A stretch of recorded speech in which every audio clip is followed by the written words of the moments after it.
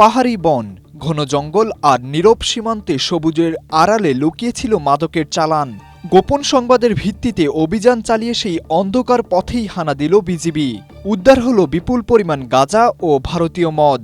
এক অভিযানে ১৩৩ কেজি গাঁজা ও ১৯ বোতল ভারতীয় মদ উদ্ধার করেছে বর্ডার গার্ড বাংলাদেশ বিজিবি। সীমান্ত থেকে প্রায় ১ কিলোমিটার অভ্যন্তরে দুর্গম পাহাড়ের এলাকায় বনাঞ্চলে এই ঝটিকা অভিযান পরিচালিত হয়। গোপন সংবাদের ভিত্তিতে সংরক্ষিত বনাঞ্চলের টিলা ও জঙ্গলে তল্লাশি চালিয়ে প্রথমে বস্তা ভর্তি ১৩৩ কেজি গাঁজা ও ১ বোতল ভারতীয় মদ উদ্ধার করেন বিজিবি সদস্যরা। বাংলা কিউআর যেখানে নগদ পেমেন্ট সেখানে। সারা দেশে ১০ লাখেরও বেশি মার্চেন্টে নগদে পেমেন্ট করুন খুব সহজে।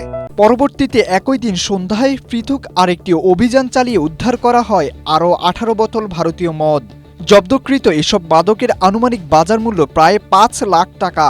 শনিবার হবিগঞ্জের চুনারাঘাট ও মাধবপুর সীমান্ত এলাকায় সফল এই অভিযান পরিচালনা করে ৫৫ বিজিবি ব্যাটালিয়ন।